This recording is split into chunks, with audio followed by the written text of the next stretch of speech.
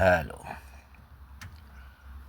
আমি বাংলাদেশের আইনগুলির সিস্টেম বুঝি না। আমি বাইরে থাকি, বাইরের দেশের আইন দেখি খুব সুন্দর। এই যে পাওয়ারে থাকলে পরে মামলা দিতে থাকে, আর পাওয়ারতে গেলে যদি আবার পাওয়ার হয় তাহলে কি সব মামলা খালাস হয়ে কি রাজনীতি প্রতিহিংসা মামলা খাইছে। তো এখন দেখতেছি যে আগে যত মামলা আসলো তারেক জিয়া, লুৎফর রহমান বাবর, তারপরে এরকম A to Z অনেকেই আছে রাজনীতিবিদ, সবাই খালাস হয়ে যেতেছে। খালাস হয়ে যেতেছে কি রাজনীতি প্রতিহিংসা মামলা। তো এই যে এইবার যে 5ই আগস্টের যে জুলাই যে আন্দোলনে পুলিশের উপরে হামলা করছে, পুলিশ আত্মরক্ষা করছে, পুলিশও মরছে, পাবলিকও মরছে, ছাত্রও মরছে। তো এটার লেগে মামলা খাইতেছে শেখ হাসিনা। তাহলে এটা কি প্রতিহিংসা মামলা না? এখন যদি পুলিশে ঘরে ঘরে যায় যদি খুন করতো তাইলেও কইতে পারতো যে না, শেখ হাসিনা ঘরে ঘরে ঢুকায় খুন করছে, রোডের মধ্যে গুলি খেয়ে মরছে, এরা বাস দেওয়া পিটাইছে, থানা জ্বালাই দিছে। তো এটি কি প্রতিহিংসা মামলা না? তো আগে যেটি রাজনীতিবিদরা মামলা খাইছে সবাই খালাস পাইছে কি প্রতিহিংসা মামলা। তো এখন যেটি করতেছে এটিও তো প্রতিহিংসা মামলাই, রাজনীতি প্রতিহিংসা মামলা করতেছে। সামনে আবার যদি আওয়ামী লীগ ক্ষমতায় তাহলে এটি আবার কি বলতে পাওয়ারে থেকে প্রতিহিংসা মামলা দিছে। তো এই যে আইন যে করে যে উকিল পালি, জজ পালি, এই যে ট্যাক্সের টাকা বেতন দেয় জজেগো, তো এইটা কি হারাম খায় নাকি? আমার তো লাগে তো এটিতে হারাম খায়। কারণ ক্ষমতায় যেই যায় সেই বিরোধী দলের প্রতিহিংসা মামলা দিছে, এর লেগে খালাস পেয়ে যায়।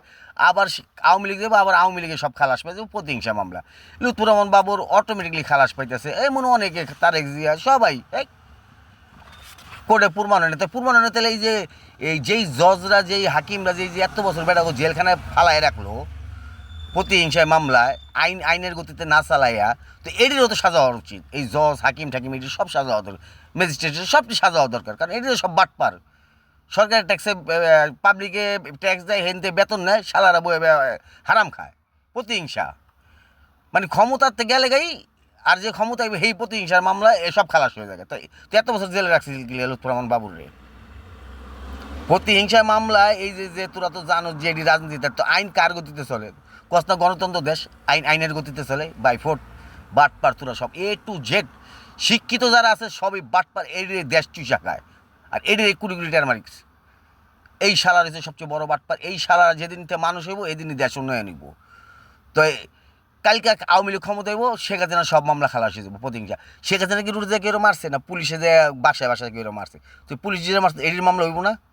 এটির মামলা তো হয় না। বাটপারি সার সব দলের, এই যে ডক্টর ইউনূস, তারপরে যে সমন্বয়ক গবাদি পশুরি, কি সুন্দর দেশ সাজাবে এই বেটা। সুন্দর দেশ সাজালে পরে আসামির সারা পায় কেমনি, বিনা খালাস হয় কেমনি?